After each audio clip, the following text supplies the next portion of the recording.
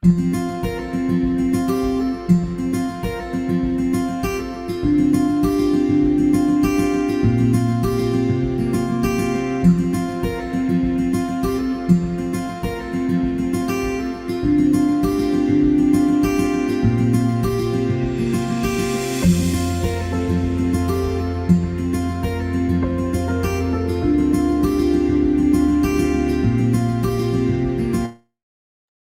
evening all.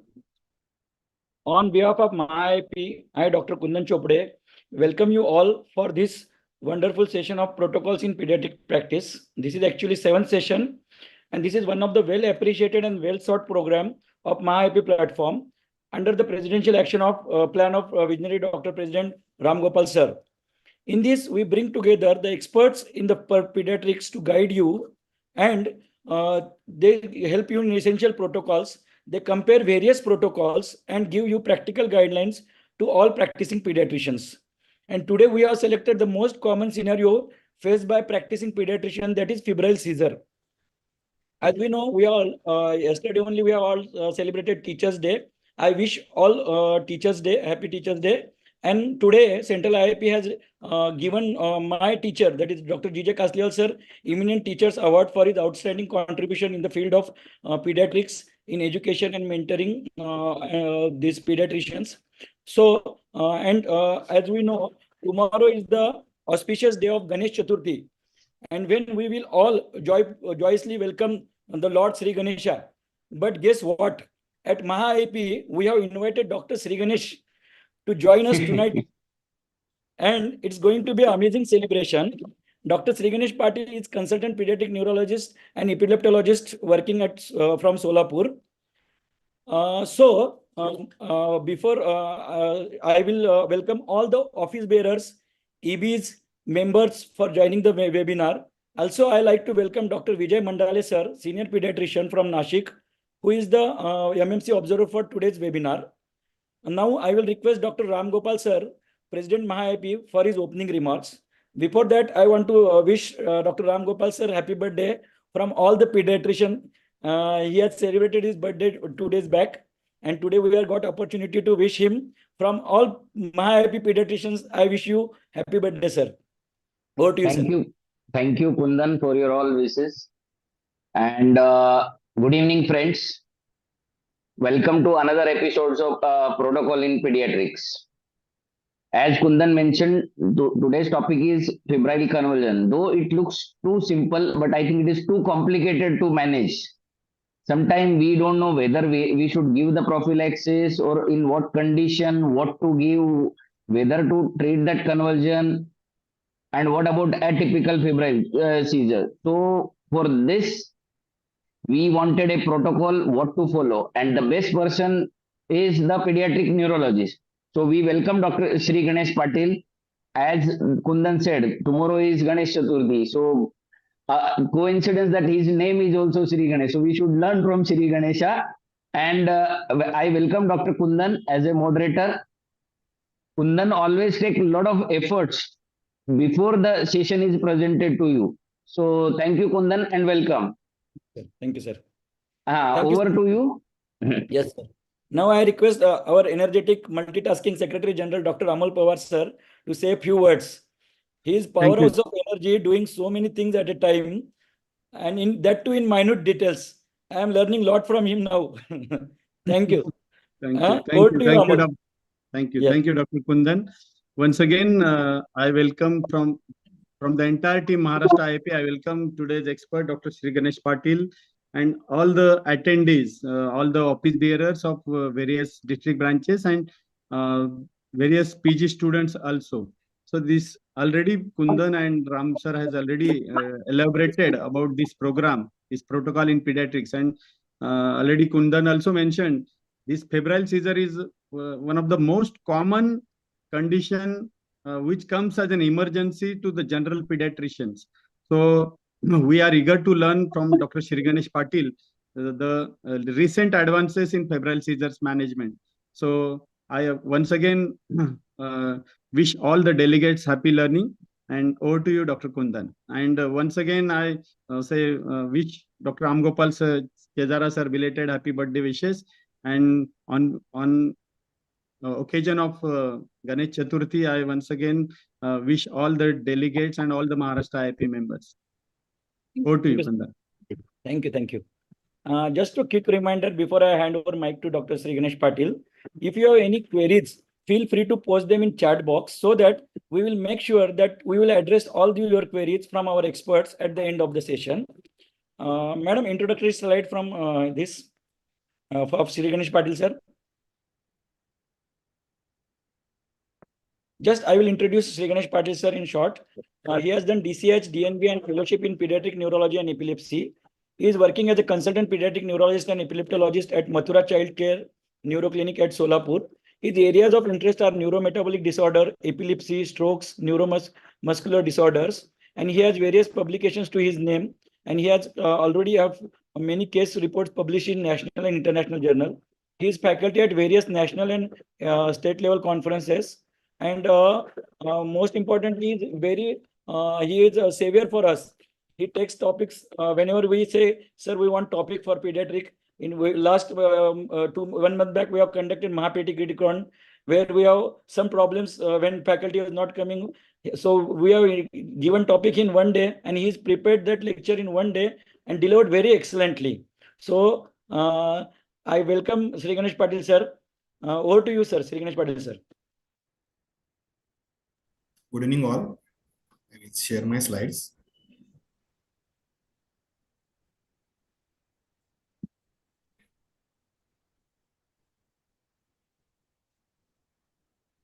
The slides are visible? Yeah. Make it a PowerPoint presentation. Yes. Yes.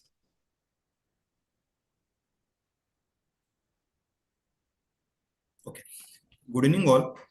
Thank you, MahaIP, for giving me this opportunity to interact with all on this very important topic that is useful in our day-to-day practice. So without wasting time, I will directly start my talk on febrile seizure.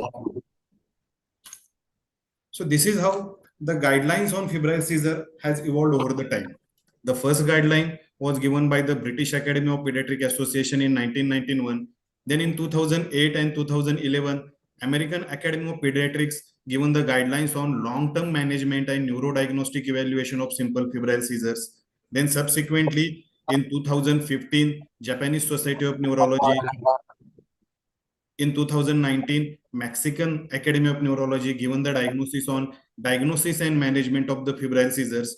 And recently, AOC in India, Association of Child Neurology India, in 2021 given the recent guidelines on diagnosis and management of the febrile seizures. So today's talk will be based on these 2021 guidelines of AOC in India, that is management and diagnosis of the febrile seizures. So we all know febrile seizure is the most common convulsive event in the childhood. Western literature says it affects approximately 2 to 5% of the children. But in Indian population, the incidence is high.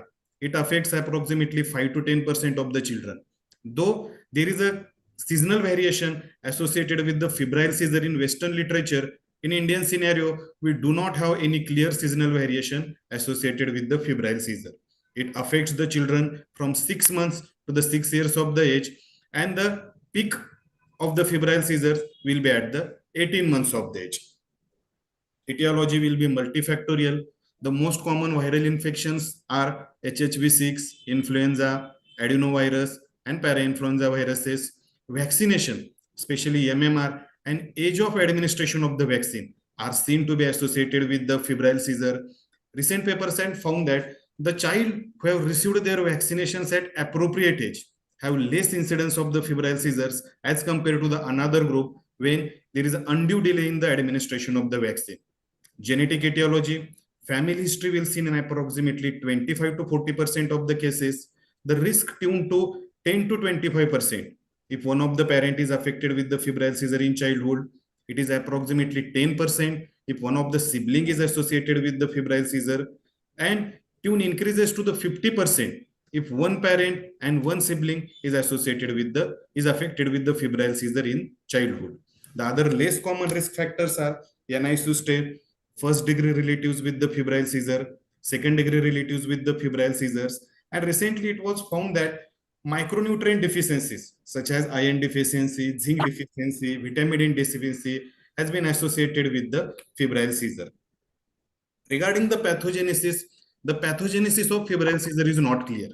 This article in 2024 gives us idea how genetic factors, then thermoregulatory mechanisms of the body and environmental triggers plays important role in the pathogenesis of febrile seizure. So in genetically susceptible individuals, thermoregulatory responses and inflammatory profiles to the viral infections are disturbed, and that can lead to the febrile seizure. Coming to the definition, 2021 AOC1 guideline has defined febrile seizure as febrile seizure defined as seizure accompanied by the fever, which is defined as temperature of more than 38.4 degrees centigrade or 101 degree Fahrenheit in the absence of central nervous system infection, any metabolic disturbances, any past history of febrile seizures, and without any acute neurological insult like severe electrolyte imbalance, meningitis, and trauma. So before making the diagnosis of febrile seizure or before labeling someone as a febrile seizure, we have to rule out central nervous system infection, metabolic disturbances. There should not be any past history of febrile seizure, and there should not be any acute neurological insult. There are some queries in the definition of febrile seizures. ILE, that is International League Against the Epilepsy, defines the lower limit of febrile seizure to be as a 1 month instead of the 6 months. NIH guidelines defines the lower limit of the febrile seizure as a 3 months instead of the 6 months. Few authors like American Academy of Pediatrics 2008 guidelines defines the upper limit of febrile seizure to be 5 years, whereas AOCN guidelines defines the upper limit of febrile seizure as a 6 years. There are controversies regarding the definition of fever also. AP 2008 guidelines defines the fever as 38 degrees centigrade or 104 degree Fahrenheit, whereas AOCN 2021 guidelines defines the fever as 38.3 degrees centigrade or 100.9 degree Fahrenheit or 101 degree Fahrenheit. In our day-to-day practice, we most of the time come across to case scenarios like the child was febrile before the seizure, and the fever, he develops the fever or he becomes the febrile after the seizures. And the current definition does not give us the idea where we can put this group. Regarding the classification, previously we are classifying the febrile seizure as a typical and atypical febrile seizure, but now recent classification, we will classify them as a simple febrile seizure and complex febrile seizure. So it is a simple febrile seizure if all of the 4 following criteria, that is, it is generalized, lasting for less than 15 minutes, only 1 episode in 24 hours, and the most important is absence of pre-existing neurological abnormality. That means absence of history of neonatal encephalopathy, global developmental delay. There should not be any focal neurological deficit. If these all 4 criteria are there, that is generalized, short lasting, less than 15 minutes, only 1 episode in 24 hours, and in the absence of any pre-existing neurological abnormality, we will call it as a simple febrile seizure. Whereas complex febrile seizure, they are prolonged. They are lasting for more than 15 minutes. They have focal manifestations in the form of either it is focal seizure, either there are focal neurological deficit on neurological examination, or any focal points in the history like global developmental delay or significant neonatal history. So, and there are more than 1 episode in 24 hours. So if these 3 criteria made, that is lasting for more than 15 minutes, focal manifestations in the form of focal seizure, focal neurological deficit, or any focal points on the history, and more than 1 episode in 24 hours, we will call it as a complex febrile seizures. There is one group who is arguing on the third component of the complex febrile seizure, that is more than 1 episode in 24 hours. And they propose the terminology like simple febrile seizure plus, that is SFS plus. This is to describe the children who have more than 1 episode within the 24 hours, but who are not otherwise different in presentation from children with the simple febrile seizures. Means there are more than 1 episode in 24 hours, but all the episodes are short lasting, all the episodes are generalized, and there is no any pre-existing neurological abnormality. So they given the terminology as simple febrile seizure plus, but this is not a proven entity. and we are not using this entity in our day-to-day practice, we are classifying the seizures as a simple febrile seizure and complex febrile seizures.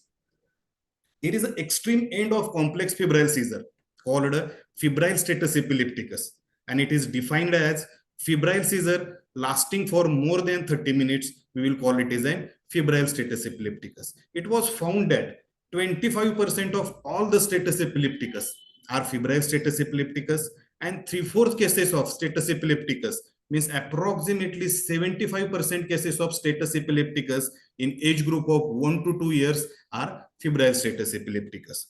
The FEBSTAT studies has given the 4 common clinical parameters associated with the febrile status epilepticus, and these are younger age of onset.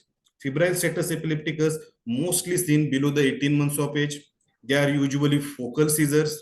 They occur at the lower temperature, and they associated with the longer duration of febrile illness. The common etiology associated with the febrile status epilepticus are viral infections like HHV6 and HHV7 infection. So this is the extreme end of complex febrile seizure.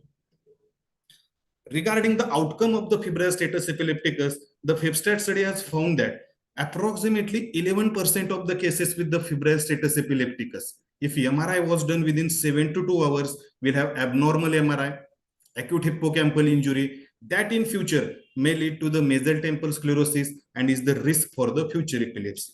Approximately 50% cases of the febrile status epilepticus will have abnormal EEG, and cognition and short-term memory may be affected following the febrile status epilepticus that we are not seeing commonly in the febrile seizure.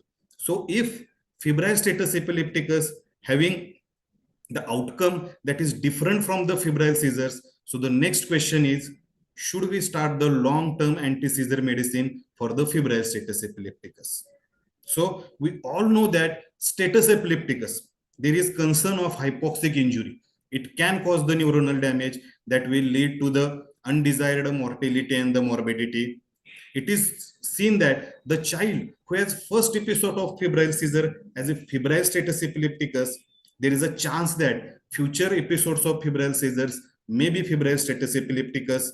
And we all know, as seen in the FEBSTAT study, febrile status epilepticus is associated with the hippocampal injury that can lead into the future mesotemporal sclerosis or future risk of epilepsy.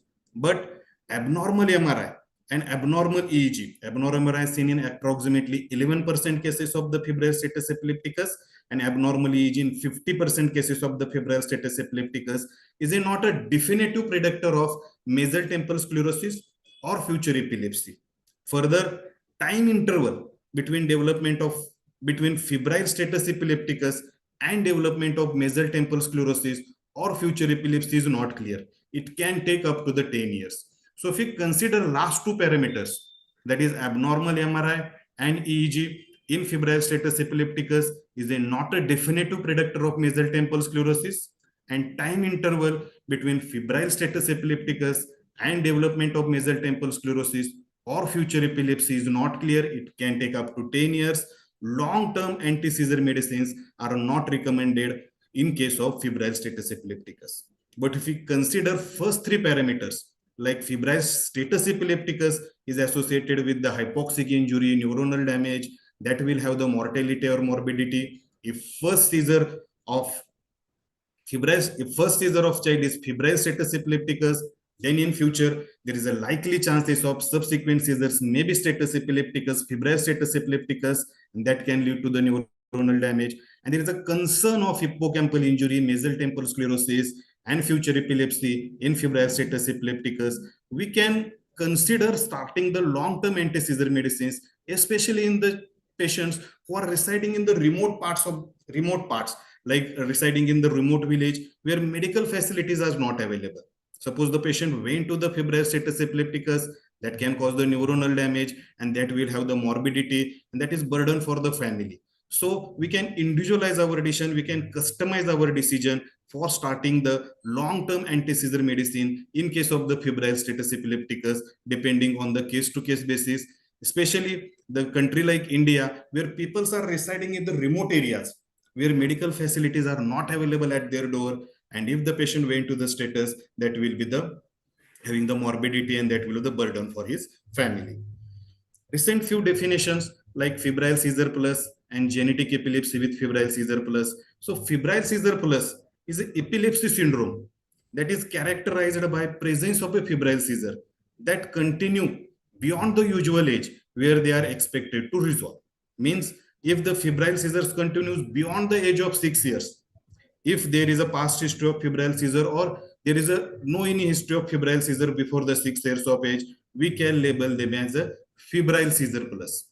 If febrile seizure plus is associated with the family history of febrile seizure, we can label them as an genetic epilepsy with febrile seizure plus, that is JEPS plus, and commonly used acronym is the JEPS plus. Commonly implicated genes are SCN1A, seen in 19% of the cases, SCN1B, GABRG2 genes, and there are many other genes associated with the JEPS plus. So after seeing the epidemiology, definition, classification, few recent terminology like FS plus and JEPS plus, now we are moving to the most important part of the today's lecture that all are interested, that evaluation and management of febrile seizures. Whenever we see any child with the febrile seizures, there are many questions bubbling in our mind. Should I do lumbar puncture? Should I get the routine blood test like ionic calcium, serum electrolytes? Should I screen every child of febrile seizure for iron deficiency anemia, vitamin D levels? Absolutely. Definitely the parents will going to ask you, what are the chances of recurrences of febrile children in my child? They have another question like, is my child is developing the epilepsy in the future? Should I perform the MRI? Should I perform the EEG? Should I prescribe the intermittent therapy, or should I start the child on long-term anti-seizure medicines? So we will see what guidelines are saying about all these questions. So starting with the first question, that is the indication of lumbar puncture in case of the febrile seizures. The lumbar puncture in case of febrile seizures are indicated when there are signs and symptoms of CNS infection, such as meningeal signs, altered sensorium lasting for more than 30 minutes, or there is bulging anterior fontanelle at any age, we can consider the lumbar puncture. But the problem comes in infants who are less than 12 months of age, where signs of meningeal irritation may be absent. So here, American Academy of Pediatrics recommends the lumbar puncture in infants less than 12 months of the age for doing the lumbar puncture.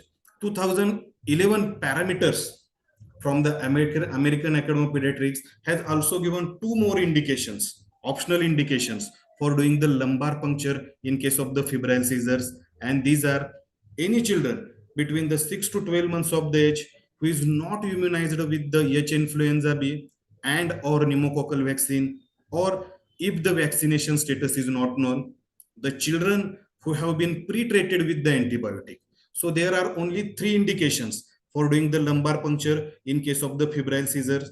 If there are clinical signs and symptoms of CNS infection, the children who are not immunized with the H influenza B or pneumococcal vaccine, or if vaccination status is not known, and the children who are pre-treated with the antibiotic. The last two indications, that is regarding the vaccination status and the pre-treatment with the antibiotics, are optional indication, and only absolute indication for doing the lumbar puncture in case of the febrile seizure is clinical signs and symptoms of CNS infection. So this is the recent systemic review and meta-analysis on the risk of bacterial meningitis in a young children with first seizure in context with the fever. They have found that the CSF positive meningitis was seen in approximately 2.6% of the cases, and of that 95% cases are picked on the clinical examination. The prevalence of CSF positive meningitis among the simple febrile seizure is only 0.2%, whereas in case of complex febrile seizure it is 0.6%. So this means that the yield of CNS examination for bacterial meningitis in case of the simple as well as complex febrile seizure is very low. After seeing the guidelines for the CSF examination, what are the guidelines for the other test? It was found that bacteremia was detected in only 1 to 4% of the children with the febrile seizure, but none had meningitis. So there is no role of blood culture in case of the febrile seizures. There is no role of serum electrolytes, blood glucose level among the children with the febrile seizure, if you are damn sure that you are dealing with the case of the febrile seizures, there is no role of ionic calcium, blood glucose, and serum electrolytes. There is no role of screening all the children for iron deficiency anemia, zinc deficiency, vitamin D levels, unless they are clinically indicated. If you are seeing anemia, if you are seeing signs and symptoms of rickets, then we can justify the doing the iron levels, zinc levels, and vitamin D levels. But routine screening of all the children for micronutrients is not indicated in case of the febrile seizures. What literature, what evidence we have regarding the micronutrient deficiency and febrile seizures? So meta-analysis of 31 studies has showed that the serum zinc levels are lower among the febrile seizure versus the febrile illness alone. Similarly, meta-analysis of 17 studies have showed that iron deficiency anemia was significantly associated with the febrile seizures. Same thing with the vitamin D deficiency. What about the other micronutrients? Vitamin B12, folic acid, and homocysteine, serum vitamin B12 level, folic acid levels were significantly low in a febrile seizure group as compared to the control group. People have also studied the vitamin K levels and the febrile seizures, and it was found that vitamin K levels were higher in a febrile seizure group than the controls. But all these are association, and they are not a causative factor for the febrile seizures. So routine screening of micronutrient deficiency in case of febrile seizure is not indicated. We can do it if there are clinical signs and symptoms of particular micronutrient deficiency. Like if you are saying considering the anemia, we can do the iron profile. If you are getting the signs and symptoms of ricket, we can consider doing the vitamin D level. But routine screening of all the children of the febrile seizures for micronutrient deficiencies, for micronutrient levels is not indicated. Coming to the most important part, what guidelines says about the indications of imaging in case of the febrile seizures. So there is a big no for the neuroimaging in case of the simple febrile seizures, but there is a diversity of opinion in case of the complex febrile seizure. So neuroimaging is indicated in case of febrile seizures if there is focal neurological deficit, if there is abnormal head circumference, either in the form of microcephaly or macrocephaly. There are recurrent complex febrile seizures. The definition of recurrent febrile seizure or recurrent complex febrile seizure is not clear. For me, more than one episode, we can call it as a recurrent febrile seizure or recurrent complex febrile seizure. Most of pediatric neurologists, most of the senior pediatrician taking more than 4 episodes of febrile seizures or more than 2-3 episodes of complex febrile seizure as a recurrent complex febrile seizures. And fourth and most important indication for doing the neuroimaging in case of febrile seizure is febrile status epilepticus, because we all know we have to identify the underlying etiology in case of febrile status epilepticus. It may be infective meningitis, encephalitis, it may be autoimmune encephalitis. So if it was decided to do the neuroimaging in case of the febrile seizures, the neuroimaging of choice will be the MRI brain, because it will have the less radiation exposure and the parenchyma will be the visualized better on MRI rather than the CT scan. The next question, what guideline says about the role of EEG in febrile seizures? So predicting value of EEG in febrile seizure for subsequent epilepsy is controversial. If we understand the meaning of this line, this means that even if we do the EEG, even if it comes abnormal, this doesn't mean that patient will get the epilepsy in the future. The Cochrane review clearly states that there are no randomized trials either to support or to refute the use of EEG and its appropriate timing in case of the children with the complex febrile seizures. So there are a few indications in complex febrile seizures where EEG can be considered. If there is abnormal neurodevelopmental status, if there are more than one complex feature, if there is a family history of epilepsy, in case of complex febrile seizures, then we can consider doing the EEG in case of these 2-3 conditions. If EEG was performed within 1 to 7 days of complex febrile seizure, it may reveal some background slowing which may mask the underlying epileptiform discharges. So in that case, we may need to repeat the EEG after 3 days to recheck whether there are any underlying epileptiform discharges. So after seeing the guidelines on the CSF examination, other blood tests, then EEG, neuroimaging, now the next question will be the parents will going to ask you, does my child will have the another episode of febrile seizure in the futures? So there are many guidelines given in the many different books, but the four clinically important guidelines, four clinically important risk factors are younger age of onset, below the 18 months of age, less duration between the fever and onset of the seizure, less than 1 hour duration between the fever and onset of the seizure, first degree relatives with the febrile seizure, and febrile seizures occurring at the lower temperature. If none of these four risk factors are present, then the risk of recurrence is only 15%. If one or two risk factors are present, then the risk of recurrence is approximately 25 to 35%. And if three or four risk factors are present, then risk increases to 60 to 75%. So these risk factors for calculating the risk of recurrence not only helps us on counseling the parents regarding the risk of recurrences, but it also helps us on the management of febrile seizures that we'll see in subsequent slides. So next question parents will ask regarding the, does my child has the risk of epilepsy in the futures? So again, there are four risk factors. They can tell us about the risk of future epilepsy in case of the febrile seizures, the age of onset of febrile seizures. If first episode of febrile seizures is above the 36 months of age, above the 3 years of the age, then that is the risk for future epilepsy. Family history of epilepsy is one of the risk factor for developing the future epilepsy. Complex febrile seizure, again one of the risk factor for developing the future epilepsy, and multiple episodes of febrile seizures.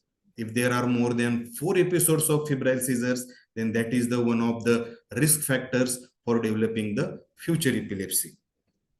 So after seeing recurrences, guidelines on the CSF examination, blood test, MRI, EEG, now we are moving to the most important part of the today's talk, that is management of febrile seizures.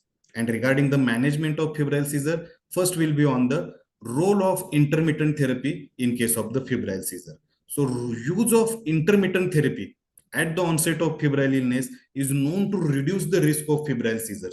And this is the benefit of intermittent therapy. The commonly used intermittent therapy, all we are using in our day-to-day practice are clobazam. The dose is 0.5 to 1 milligram per kg per day, divided into 2 doses for 3 days. But clobazam is an anti-seizure medicine, and it is associated with side effects like it may cause the drowsiness, the child may have the ataxia, and it may cause the irritability in the child. So if we consider the risk versus benefit analysis of intermittent therapy for the febrile seizures, there is no role of intermittent prophylaxis in case of the febrile seizures. And intermittent prophylactic therapy has limited use in case of febrile status epilepticus, because we have already seen if the child went to the status epilepticus, that can cause the neuronal damage. And if the patient is residing in the remote area where medical facilities are not available, we don't want the patient will have the next episode as a febrile status epilepticus. If there are recurrent febrile seizures, though the definition of recurrent febrile seizure is not clear, more than one episode or more than 3 or 4 episodes, we can call it as a recurrent febrile seizures. High parental anxiety, we can consider the starting the intermittent prophylaxis with clobazam. And high risk of recurrence as calculated by the 4 risk factors that we have already discussed, that is younger age of onset, less than 18 months, short duration between fever and seizure, first degree relative with the febrile seizures, and seizures occurring at the lower temperature. If the child is having 3 or more risk factors, 3 or 4 risk factors, we know that the chances of recurrence is very high, approximately 60 to 75%. And again, same thing, if the patient is residing in the remote areas where medical facilities is not available, we can justify or we can consider starting the intermittent prophylaxis therapy in these 3-4 cases, in these 3-4 indicated cases. To overcome the problems of clobazam side effects, there is one article published in the China regarding the use of intermittent oral levetiracetam as an intermittent prophylaxis therapy in case of febrile seizures. What they did, they started the levetiracetam at the dose of 15 to 30 milligram per kg per day in 2 divided doses in the first week from the day 1 of onset of the fever. And in the next week, the dose of levetiracetam is tapered and stopped over the next week. So it was found that the group who have received the intermittent levetiracetam therapy has less recurrences of the febrile seizure. But this is the only one article, and we are not practicing this concept in our day-to-day practice of intermittent levetiracetam.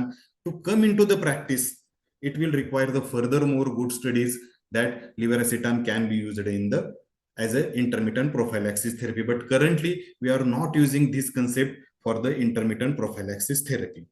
Regarding the long-term anti-seizure medicines in case of the febrile seizures, it was found that long-term anti-seizure medicines commonly used a continuous prophylaxis in Indian scenario as sodium valproate, phenobarbital, and they was found to reduce the risk of recurrences of the febrile seizures. So this is the benefit of starting the long-term anti-seizure medicines, but 30% cases of those on anti-seizure medicines for the febrile seizures develop the adverse effect, and this is the risk of starting the anti-seizure medicines. So by considering the benign nature of the febrile seizures and by considering the risk versus benefit analysis, the prophylactic anti-seizure medicines drugs are not recommended for the treatment of simple febrile seizure and most of the cases of complex febrile seizures. But again, same, we can individualize our decision on starting the continuous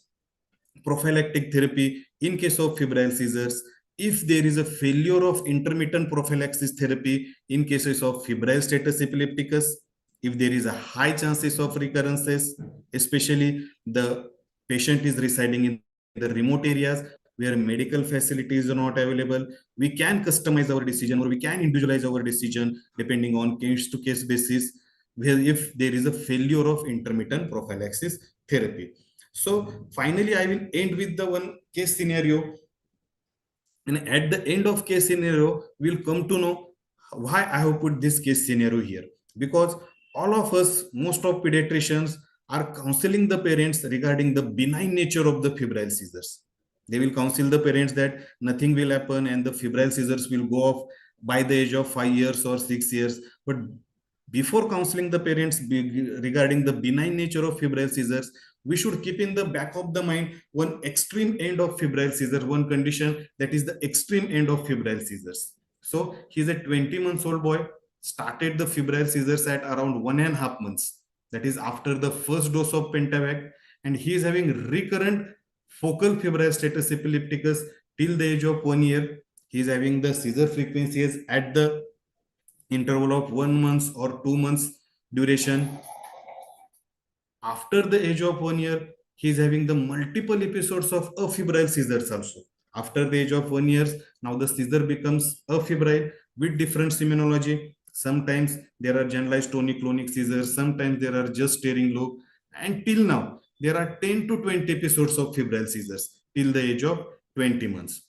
After the age of 1 year, because of the multiple episodes of seizures, there is a cognitive decline, neuroregression, MRI was normal, first EEG at 8 months was normal, repeat EEG at 15 months, around 15-16 months, that is also showing the some multifocal epileptiform discharges. The child was started on multiple anti-seizure medicines like sodium valproate, levetiracetam, clobazam, and topiramate, but still there is a no improvement in the seizure frequency. So this is what we discussing about the extreme end of febrile seizure, that is severe myoclonic epilepsy of the infancy or Dravet syndrome.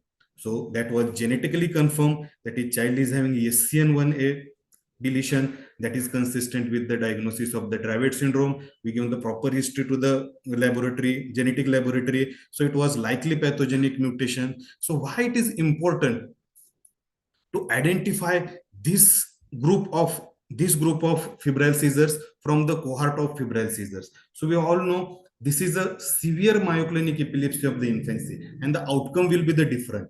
There will be the neuroregression, the seizures are very difficult to control, and there we have to avoid some anti-seizure medicines in case of the Dravet syndrome, like anti-seizure medicines acting on the sodium channels like phenytoin, oxcarbamazepine, lamotrigine. We have to avoid these anti-seizure medicines. How will you identify this phenotype of febrile seizures or extreme end of complex febrile seizures?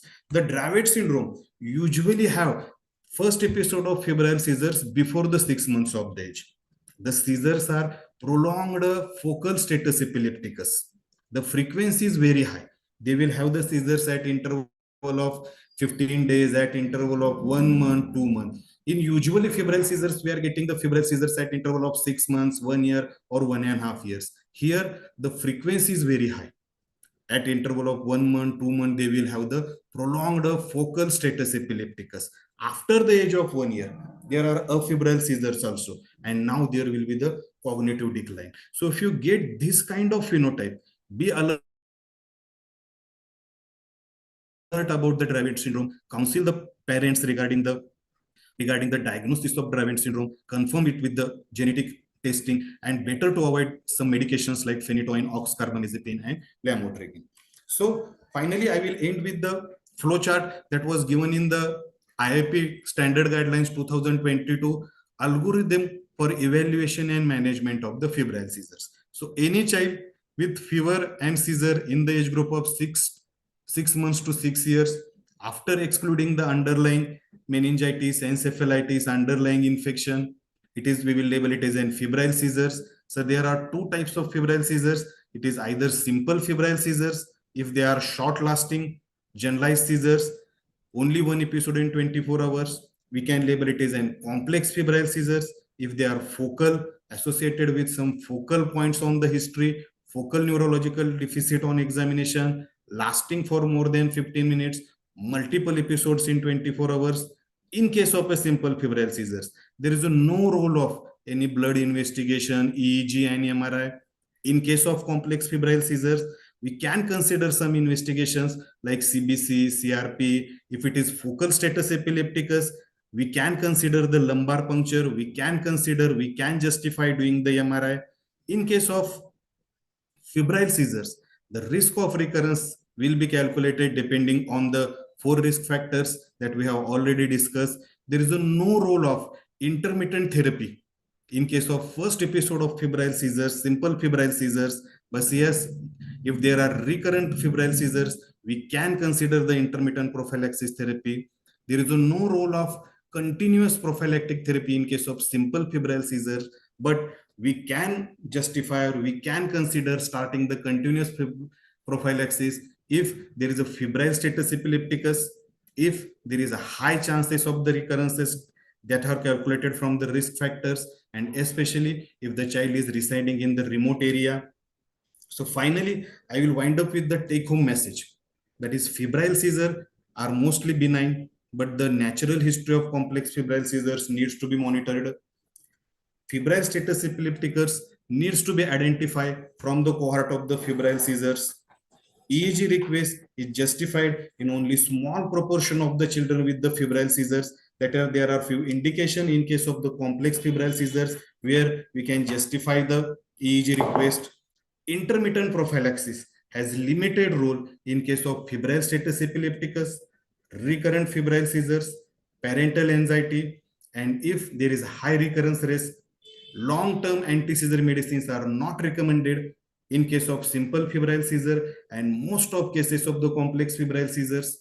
And always keep in the back of the mind regarding the Dravet phenotype, because Dravet syndrome will have the different outcome that from the routine febrile seizures, and we need to avoid some medications in case of the Dravet syndromes. They will deteriorate the seizure frequency. So that's all from my side. Thanks for patient listening. Thank you. Thank you, sir. You have covered the topic very well, and you have all minute details I will cover over. There are some questions in the chat box. So, Yes. yeah, I will ask some questions. They are in chat box. The role of intranasal midazolam, and what about its safety? Yes.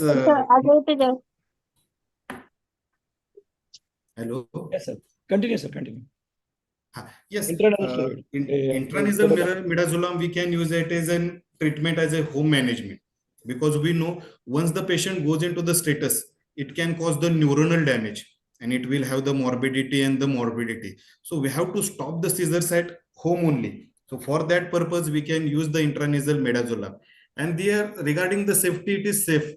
There are not associated in any serious complications. So not only giving the midazolam, we have to teach the parents regarding the use of midazolam also. For in routine practice, for 5 kg weight, we can use the 1 puff in both nostril. For 5 to 10 kg, we can use 2 puffs in both nostril. For 10 to 15, 3, and from 15 to 24 and above 20, we can use the 5 puffs in the both nostril. Tell them that we have to remove the air because we are not using it daily. So there can be air while the seizure is there. So we have to remove the air. First spray we have to remove in the air, and then we can make the little bit head up position, and then we have to put the puffs in both nostril.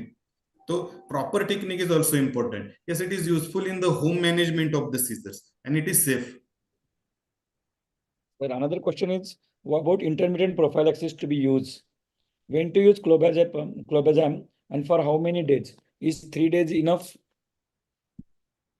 Yes, we have already seen the intermittent prophylaxis has limited role. We are not going to use in first episode of simple febrile seizure. But yes, if the patient is first episode of febrile seizure is febrile status epilepticus, then there is a chance that subsequent episodes may be febrile status epilepticus, and status epilepticus can lead to the neuronal damage. So in that case, especially the parents are residing in the remote areas, we can consider starting the intermittent prophylactic therapy. And it is commonly used for the 3 days. There is one question that just you have mentioned that regarding starting intermittent, this patient who is from remote area, is this mentioned in literature or any scientific data is there, or can we advise start them empirically if this background is there? Yes, I already told that from the beginning, this all of this today's talk will be based on the AOCN 2021 guidelines. And it was mentioned in that we can individualize our decision. It is not for the first episode of simple febrile seizure. It is for the febrile status epilepticus.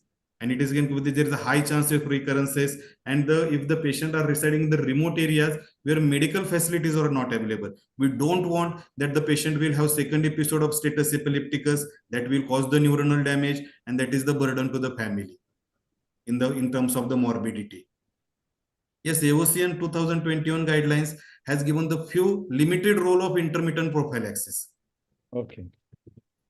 Just a comment on about when to do in cases of seizures, febrile seizures. Okay, so it means there is a question of early EEG versus late EEG. Yes. So there are pros and cons of both early EEG and late EEG.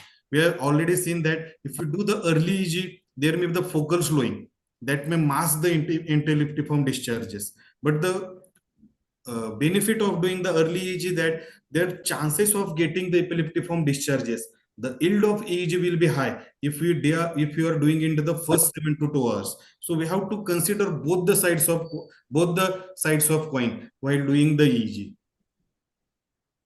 But what is the ideal time? Then means like we can do after the 3 days. Common pediatrician, when should I refer patient to you? We can do after 3 days. 3 days. 3 days. Okay. Sir, then there is one question from Suresh Vanmane, sir. What is the significance or importance of febrile seizures impact on scholastic performance or IQ? No, simple febrile seizures will not have any cognitive decline or impact on the IQ. But if this is febrile status epilepticus, recurrent complex febrile seizures, that can have the chances of epilepsy and scoletic detorians. Simple Any role febrile of seizure, yeah, yeah. no any issues. Yeah. Any role of calcium or magnesium screening? You have mentioned about calcium. So it is, as already told, there is no role of routine calcium and magnesium screening in case of the simple febrile seizure. So by the practice, we'll come to I know. think your video is paused, I think. No, sir, it's a working. Yeah, yeah. Okay, okay. So by the experience, we'll come to know if are we dealing with the simple febrile seizures or are we dealing with the hypocalcemic seizure, hypoglycemic seizures. So the good clinicians will come to know what we have to send the test. If we are dealing with the simple febrile seizures, then there is no role of any. Yes, sir. Yes, sir. Okay, so there is no role of any ionic calcium or doing the BSL or electrolytes. If you are damn sure that we are dealing with the case of the febrile seizure. Okay. Sir, what about there are many of the time we see myoclonic jerks in febrile illness. How to differentiate it? Yes,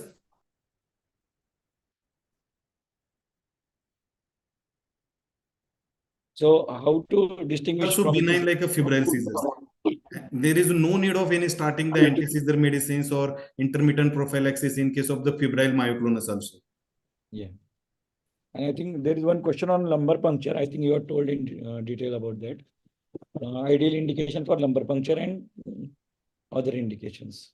Yes, there are three indications, clinical signs and symptoms of CNS infection. Child is not immunized with the H influenza B or pneumococcal vaccine. The child has received the antibiotic, pre-treated with the antibiotic. The only absolute indication is the clinical signs and symptoms of CNS infection. Okay.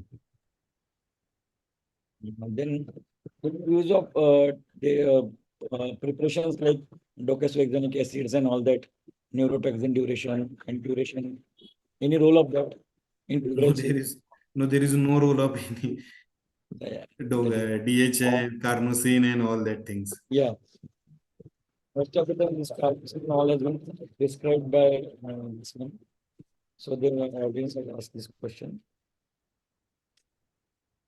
And should we start long-term anti-seizure medicine for febrile seizure plus patient? Yes, the febrile seizure plus are the seizures that are occurring beyond the age when they are things to be stopped. Means if you get the febrile seizures above the age of 6 years, they have tendency to develop the epilepsy. And in that cases, we can justify the doing the EEG and MRI. And yes, we have to start the anti-seizure medicine in case of febrile seizure plus and JEPS plus, that is genetic epilepsy with febrile seizure plus. Okay.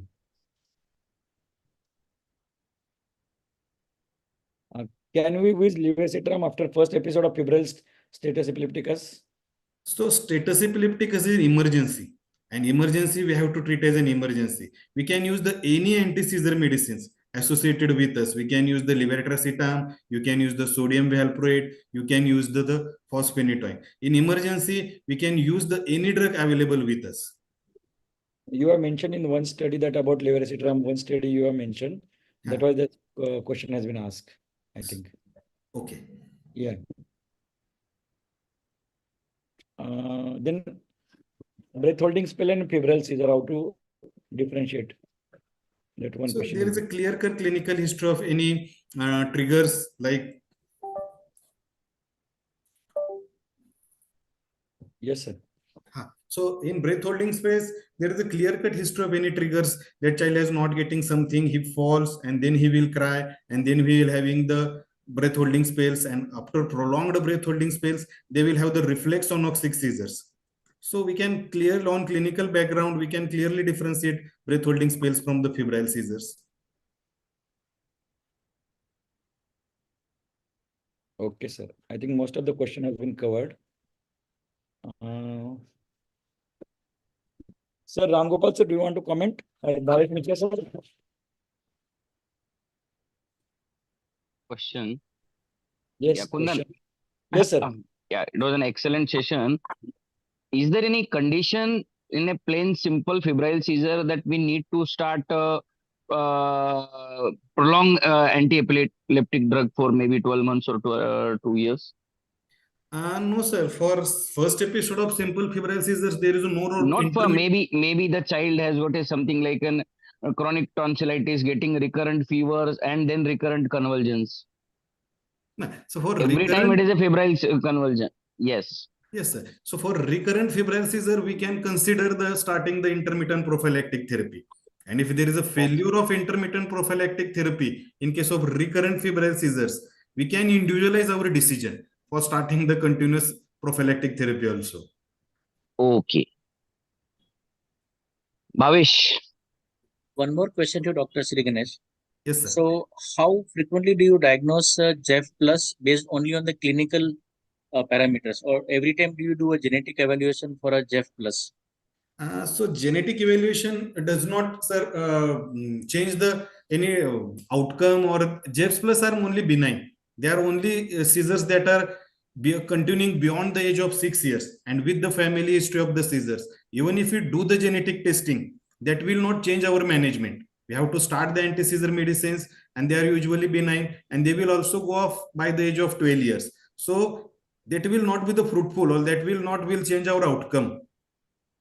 For diagnostic purpose, we can do, but that will not needed, and that is not will change our outcome or any our decision also. It's primarily a clinical assessment with the phenotypic Yes, assessment. sir. Yes, sir. Huh.